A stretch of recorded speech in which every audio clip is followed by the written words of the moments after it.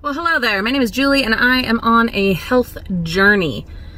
And today I want to talk about comfort eating and emotional eating. And how do you get away from that? Distraction? Yeah, distraction. People like to say willpower. What is that? What is willpower? Discipline? Yeah, there's some rough times of late in our little lives here in my family, and emotional eating definitely comes into play, but especially during a certain time of the month. Yes, even those of us with partial hysterectomies still deal with all the hormones and all of that. As long as you have ovaries, you've got hormones, which for better or worse, no, I'm glad, I'm grateful to still have them, but that means that you do still go through the monthly cycle, just without all the nastiness.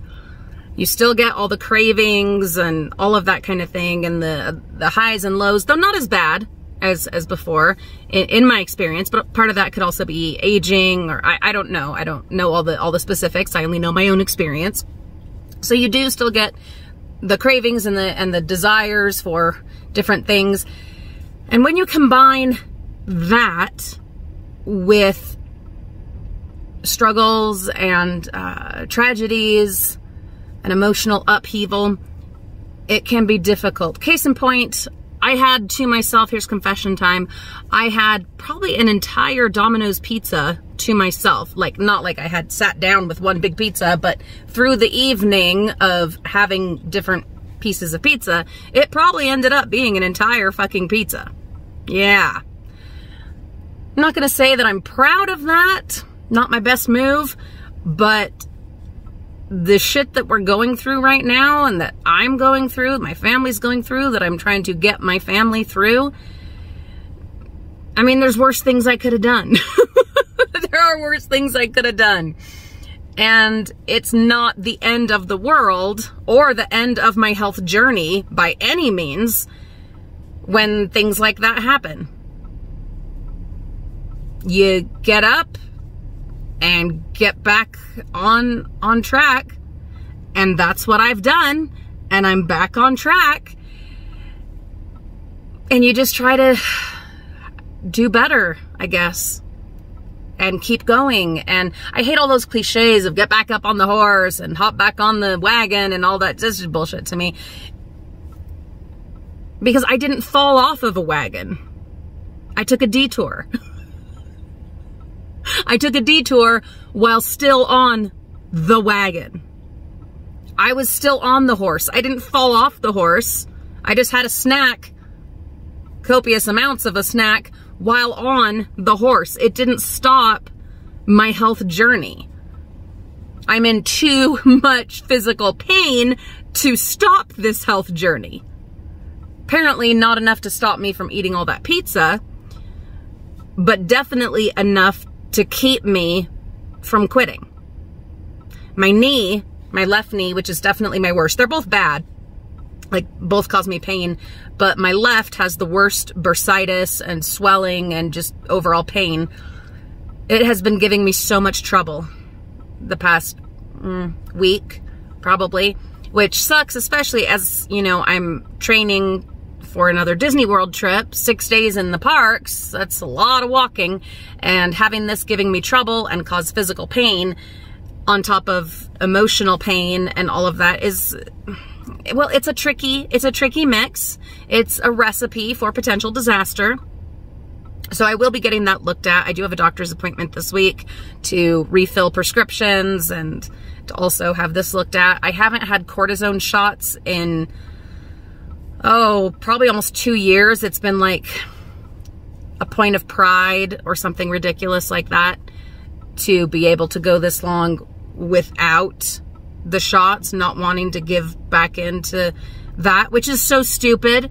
I understand that. I acknowledge that. If it were like diabetes, would I just stop taking the insulin to show that I could?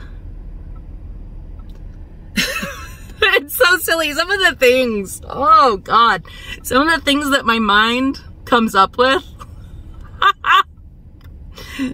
Yeah, ridiculous. But how do I stop the emotional eating? I don't know that that's necessarily something I can 100% do, or that any of us can 100% do, but I think it's more looking at it a different way. Should you be emotional eating every meal of every day? No, that will not help you in any way. And the results will be catastrophic. But I think we need to reframe the situation. As I was saying, one incidence or an entire evening of emotional eating, comfort eating, doesn't end your health journey. It doesn't throw you off the wagon. Now, if you can't contain it to that one incident, then obviously that's a different story. Okay, so that's a different story for a different day.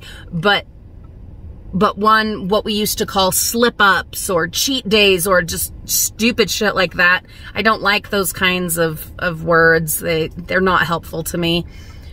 But having an incident of comfort eating, of emotional eating, does not mean you're off the wagon. You've fallen off the choo-choo.